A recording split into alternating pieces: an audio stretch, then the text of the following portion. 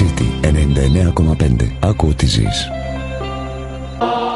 Τα ακούσαμε και αυτό, ακροατή μου, δεν είναι κυβέρνηση. Κοζακώστα. Τσιμεντοποίηση των ATM. Πάμε πάρα πολύ. Αυτά που κάνει η μαφία, που τσιμέντωνε άλλα πόδια. Εδώ έχουμε προχωρήσει η τεχνολογία. Να σου πω ότι είναι ντροπή σου, ακροατή, ντροπή και δική μου ταυτόχρονα. Είμαστε απαράδεκτοι, το τονίζω, απαράδεκτοι, όχι μόνο εμείς, αλλά και όλοι οι υπόλοιποι Έλληνες. Αν και τώρα δεν ξέρω, εγώ είμαι τουρκόσπορος και δεν είμαι σίγουρος ότι με χωράει μεγάλη γαλανόλευκη αγκαλιά. Ελπίζω. Είμαστε λίγο απαράδεκτοι που έχουμε κουράσει τον Πρωθυπουργό. Τον έχουμε κουράσει. Ευχή και κατάρα αυτό το βαρύτιμο επίθετο που κουβαλάει ο άνθρωπος. Ανάγκωσε τους υπευθύνους του κόμματός του να τον εσμπρώξουν κυριολεκτικά. Τον εσμπρώξανε στην αρχηγία του κόμματος, αφού στο παχυλό του προσωπείο διέβλεπαν το μοναδικό σωσίβιο που θα τους έβγαζε στη βλαχονισίδα της εξουσίας και θα τους γλίτωνε από την 20ετή πόλεμο με τα κύματα. Τον πόλεμο με τα κύματα στην Πράσινη Θάλασσα, την Πασογική Χλαπάτζα, την κοντιναριστερή χολέρα. Τι ούτω τρόπος ο ανιψιός Κωστάκης, που δεν έπαιρνε τα γράμματα, το καημένο, δεν τα έπαιρνε τα γράμματα, μόνο βάρος έπαιρνε, κάτι τριγλικερίδια, αναγκάστηκε από τις περιστάσεις να βάλει στην άκρη τη ραθυμία του και να βγει λίγο προς τα έξω, να βρει λίγο χρόνο ανάμεσα στο φαγητό και το PlayStation για να ασχοληθεί με τα κοινά.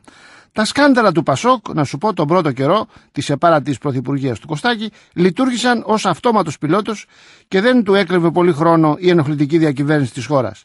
Τώρα όμως που τα αφεντικά βάλανε μπροστά τη μεγάλη μπίζνα με την κωδική ονομασία οικονομική κρίση, τα πράγματα άρχισαν να γίνονται στριμόκολα. Είναι πλέον αναγκασμένος ο Κωστάκης να παίρνει κάποιες αποφάσεις, αυτό τον τρελαίνει, δεν τον μπορεί, όσο και αν αυτές του έρχονται έτοιμες, έτσι από τα ευρωπαϊκά φυρμάνια, να βλέπει όλους αυτούς τους ανεκδιήγητους υπουργούς και υφυπουργούς που του είπαν οι σύμβουλοι του να διορίσει, με αποτέλεσμα τα τζάμπα DVD των εφημερίδων, αυτό είναι τρομερό, τα τζάμπα DVD των εφημερίδων, τα DVD, να μένουν στο ράφι αδιάθετα χωρίς σερβέγετες. Κάνει υπομονή Κωστάκη, τώρα είναι, θα σε περάσει. Κάτω τα χέρια από τη νύχτα, τι είχαμε τραβήξει. Και τέλος πάντων, τόσο αίμα σπλαταριστό, ακροατή μου, να πηγαίνει τζάμπα.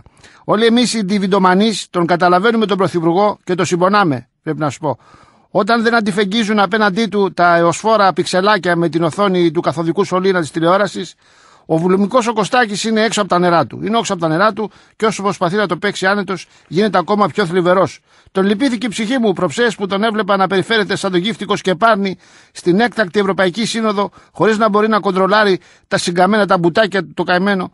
Το σακάκι να το σφίγγει αφόρητα μετά το πρωινό στο ξενοδοχείο με τις γαρδούμπες Βρυξελών και το 1,5 κιλό της τρούφες για να ταγκιάσει το λίπος. Με την αγωνία να καθευτίζεται στο πρόσωπό του, θα αντέξει το κουμπί στο σακάκι, or not κουμπί, και θα ξεγηθούν τα ακόρεστα λίπη και η κυταρίτιδα β. Το παίζει άνετος ο καημένος ο Κωστάκης, επειδή τον τραβάνε και οι κάμερες της πατρίδας και υποδίεται τον ηγέτη τρομάρα του, πάει και χτυπάει άτσαλα στην πλάτη τον Μπερλουσκόνη. Ότι είναι και καλά φιλαράκια, ας πούμε. Γι' αυτό το κοιτάει με ένα ύφος απορίας και αποστροφής. Ποιος σου λέει, ποιος είναι αυτός ο Μπουλούκος από το Καζακστάν? Να του χαμογελάσω, μην τον προσβάλλω.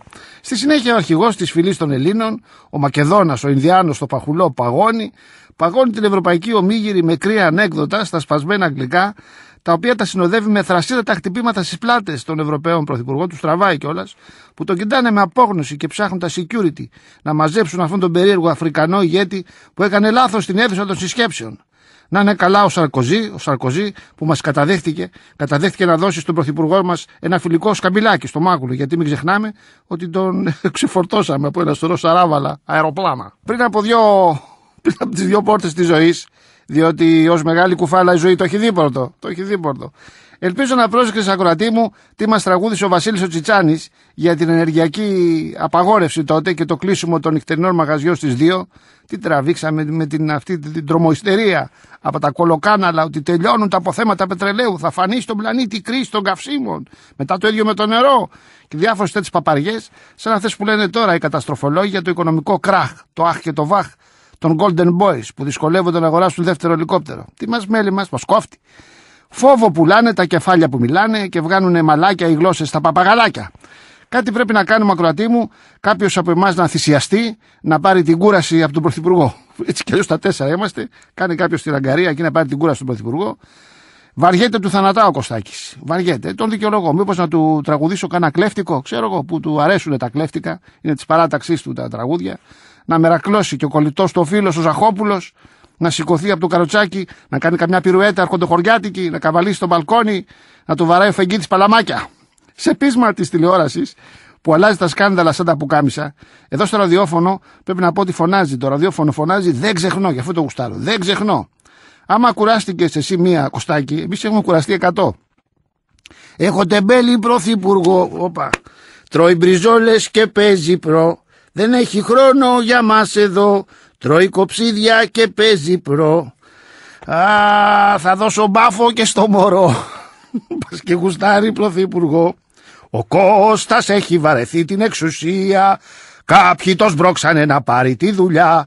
Ο άνυψιος του γέρου της εργολαβίας έχει μπουχτίσει να υπογράφει ολοχαρτιά. Κωστάκι, σήκω και φύγε, μας έχει σπάσει τα νεύρα, σε περιμένει κακούργα η ξενιτιά. Έχεις άξιο διάδοχο το Θανάση τον Μπούρδα που είναι ηγέτης της Μπούρδας λεβεδιά. Λα λα λα λα.